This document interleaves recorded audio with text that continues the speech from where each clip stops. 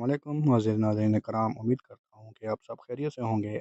आज आपके साथ गुलाब जामुन की एक बहुत ही आसान और मज़ेदार सी रेसिपी शेयर करूँगा। रेसिपी खा के आप बाज़ार वाले रसगुल्लों को यकीनन भूल जाएँगे। इसे हमने एक कप सूजी से बनाया है और ये हमारे बहुत सारे गुलाब जामुन घर पर तैयार हो गए हैं। चलिए आपको बताते हैं कि ये किस तरह से बनते हैं, इसके लिए हमें क्या-क्या चाहिए।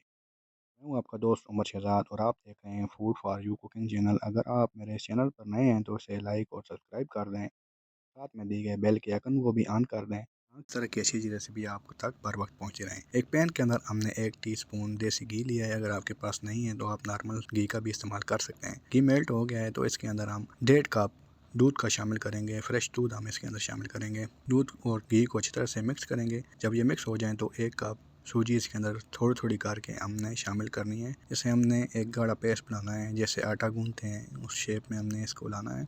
थोड़ी थोड़ी सूजी इसके अंदर शामिल करते जाएं और साथ साथ चम्मच को भी हिलाते जाएं ताकि गुठलियाँ ना बनने पाएँ।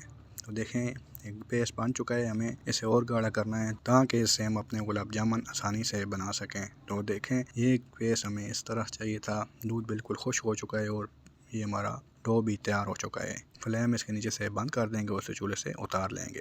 दूसरा फ्राई पैन लिया है, इसके अंदर 1.5 कप पानी का शामिल करेंगे और इसके अंदर तकरीबन 2 कप हमने शुगर इस्तेमाल की है। आप चाहें तो कम भी कर सकते हैं। ये हम गुलाब जामुन के लिए शीरा बना रहे हैं। इसके अंदर हम 3 सब्ज़ इलायची शामिल करेंगे और ये हमारे पास ज़फ़रान कलर था, इसे हमने पीस लिया है और ये इसके अंदर शामिल करेंगे। इससे ये बहुत ही अच्छा इसका कलर भी आएगा और देखने में भी ये बहुत अच्छा लगता है। दूसरा एक बर्तन के नीचे हमने तेल से ग्रीस कर लिया था, इसके अंदर वो अपना डो शामिल करेंगे और इसको अच्छी तरह से गूँधेंगे, जैसे आटे को अच्छी तरह से गूँध जाता है ताकि हमारा ये डो मिल के एक पेड़े की शक्ल बना ले, जिससे हमें रसगुल्ले बनाने में आसानी होगी। हाथों को तेल से ग्रीस किया है। अब इससे हम छोटे छोटे गुलाब जामुन के साइज़ के पेड़े बनाएंगे। आप चाहें तो इसे लंबी शक्ल भी दे सकते हैं, चाहे तो छोटे करें, आपकी अपनी मर्ज़ी है।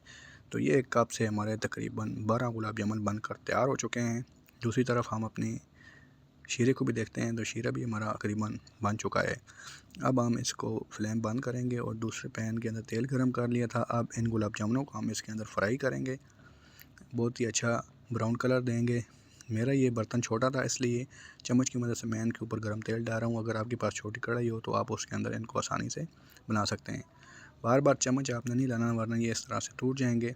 बस आपने इनको अपनी जगह पर रखना है और इसके ऊपर तेल डालते जाएं तो इनके ऊपर गोल्डन कलर आना शुरू हो जाएगा। देखें अभी ये गोल्डन कलर आ चुका है। हमें डार्क ब्राउन चाहिए तो हम थोड़ा और इसे फ्राई करेंगे। मज़ीद इसे 2 से 3 मिनट हमने फ्राई किया है। तो देखें हमारे गुलाब जामुन बनकर तैयार हो चुके हैं। अब इस पैन को उतारते हैं। शीरे वाला पैन चूल्हे पर चढ़ा लिया है, इसे हम गर्म कर लेंगे ताकि अपने गुलाब जामुन इसके अंदर शामिल कर सकें।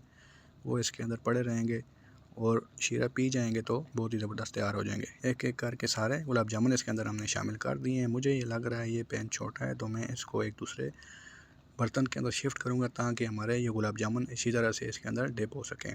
तो ये बर्तन है हमारे पास छोटा, इसके अंदर हमने शामिल कर दिया है। अब इसको आधे घंटे के लिए छोड़ देंगे तो हमारे मज़ेदार नरम सॉफ्ट गुलाब जामुन बनकर तैयार हो जाएंगे।